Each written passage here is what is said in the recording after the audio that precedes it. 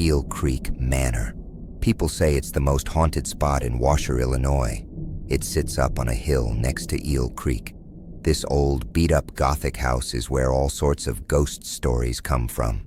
The most famous one is about Henry Mathers.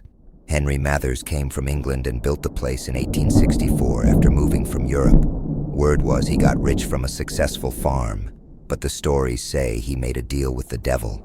Henry wasn't much of a people person. He didn't hang out in town or throw big parties, but some folks claimed he hosted these weird satanic parties with freak-offs and blood sacrifices to underworld gods. No one really knows if any of that's true, but in 1889, they found Mathers dead from a gunshot.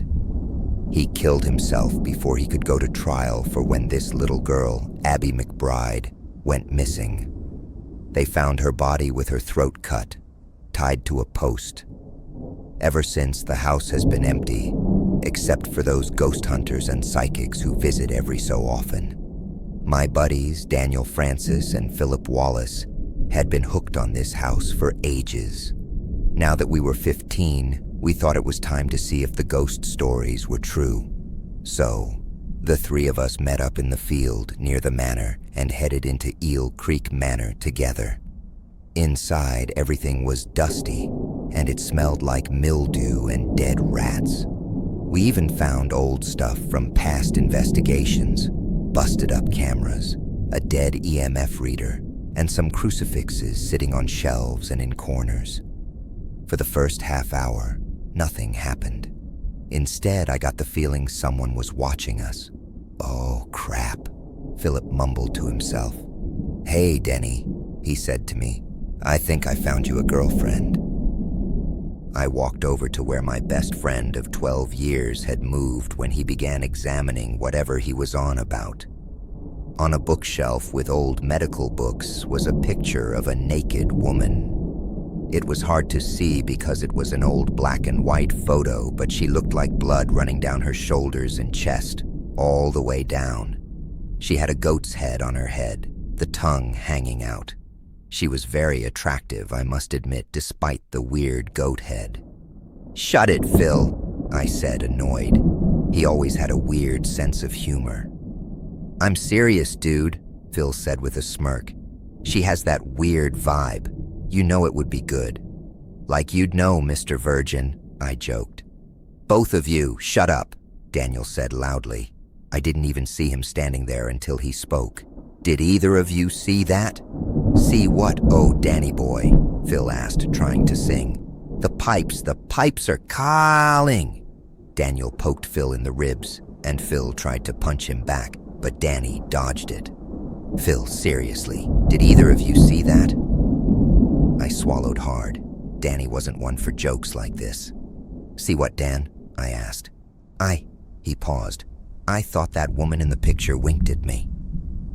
We had been into horror since we were little kids. We'd stay up late at Phil's watching scary movies in October. As we got older, we got into Stephen King and Edgar Allan Poe. Basically, we read anything about ghosts, demons, killers, or weird cults that we could get our hands on. Yet even with a childhood filled with horror, Danny was still always the guy to hide under the covers or get scared that whatever we saw was coming to get him. So when told us his fright, Phil and I didn't take it seriously. "Probably just your imagination," Phil said. He tried to come up with a joke, but thought better of it. "Yeah, Dan, this place is creepy. It was just a trick of the light," I added. "Let's keep going." "I know what I saw," Danny mumbled. We kept moving. Thump! Something hit the ground behind us, and we all jumped and turned around. Daniel made a little scream. "What the heck was that?" Phil asked. "I don't want to be here anymore," Danny said. I looked around, trying to figure out what made the noise. Then, I heard a light scratching sound coming toward us. I braced myself as Danny hid on the ground, and Phil let out a scream. I soon discovered it was just a rat that had fallen through a hole in the ceiling, scurrying away. I couldn't help but laugh. "Shut up, ass face," Phil said to me when the rat ran to hide behind a wall. "You were scared too. I saw you." "Yeah, but I didn't scream like a schoolgirl," I said, wiping away tears. I didn't scream, Phil argued while adding, I stubbed my toe. On what? I asked. Air? Guys, can we go? Danny asked, his voice shaking. I looked at my watch. It wasn't working. The battery must be dead, I thought to myself, trying to remember when the last time I changed the batteries out on it was. Yeah, we've been here long enough.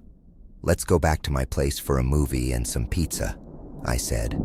It was late October, so every channel would have some 80s horror playing to watch. We haven't even seen the basement where all the weird stuff supposedly happened, Phil said. Danny boy, don't be a chicken. Let's check it out for a bit before we leave. I wanted to bug Phil for calling us chickens after his own scream, but instead, Danny and I agreed to follow him to the basement. The basement smelled like old incense and stale alcohol with mold and something else I couldn't name. It was a room of about 400 square feet, with brick walls covered in spray-painted 6666 pentagrams and words, probably done by other teenagers who'd been down there before.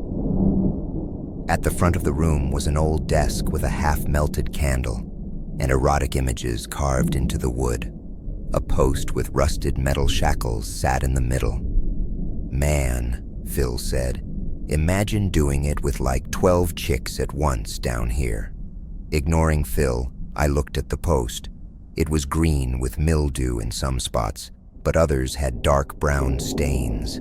I guessed it was old blood. So, this is where they supposedly found Abby McBride. I wonder how many people were sacrificed here, Danny said, shivering. He was ready to get out of there. To be honest, I was too now. Slam! We heard, causing us all to turn around again. That wasn't a rat this time, Danny screamed. The temperature dropped, and I could see my breath. The feeling of being watched felt really strong. I touched the little wooden cross I wore around my neck.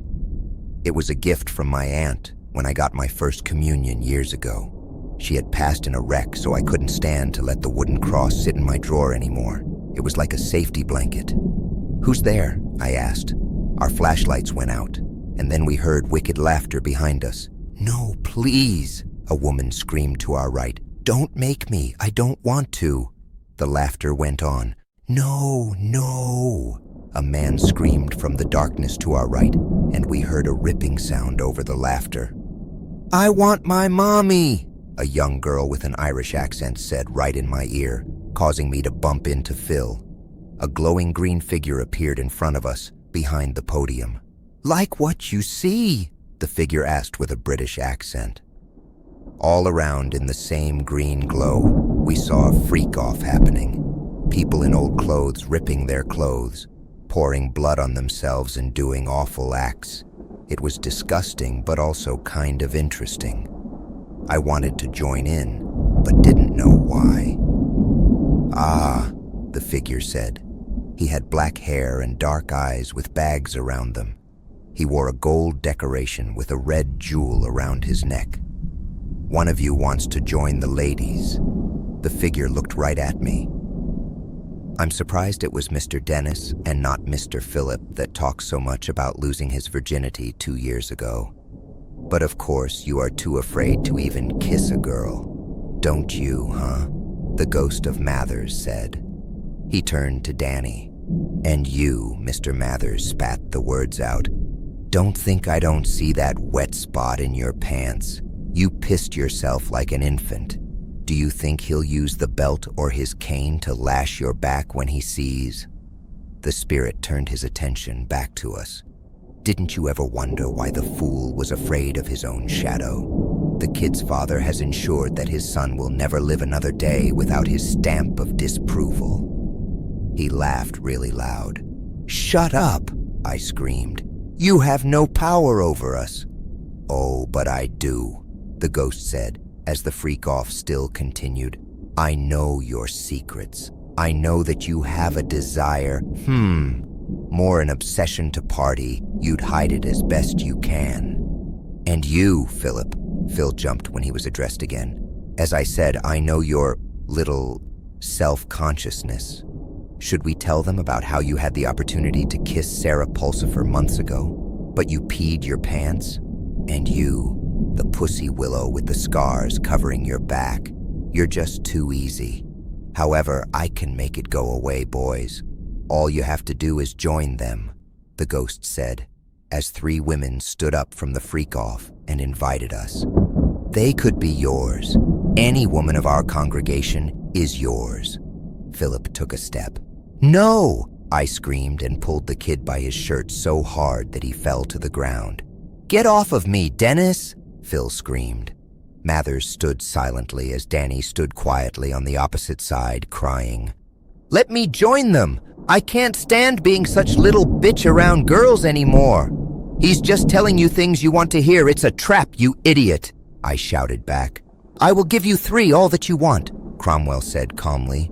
You could spend forever here. Don't listen to your friend, Philip. Phil tried to get off of me to join the woman.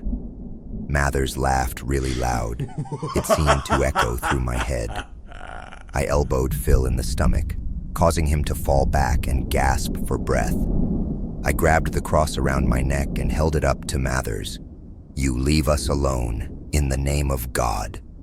Mathers laughed even harder. You are... He stopped. The cross started to glow. I was scared until a white figure stood over me. It was my aunt. You will not take my nephew or his friends, Mathers, my aunt said. Dennis, go now. I can't stay long. I tried to argue, but she told me to go. I stood up, picked Phil up, and grabbed Danny's shirt and headed to the stairs. As we walked up, I saw my aunt running toward Mathers, and a boom of sound and light erupted. A fire started. Go! I heard my aunt scream. We started to run as the house began to fall apart. Together, we ran through the hallways as chunks of wood fell from the floors. We ran past ghosts and doors slamming. I could feel something following us. My aunt told me in my head that we would be safe outside. I charged the door when Danny found the handle wouldn't work. I heard the door shatter. We were outside under a quiet moon. The only sounds were the burning building and crickets. I took one last look at Manor, which was now completely on fire, as I thought I saw Henry Mathers by the doorway, smiling. The voice in my aunt's rang in my head as she spoke. Turn around and keep going. I have to go back up, but you are safe now.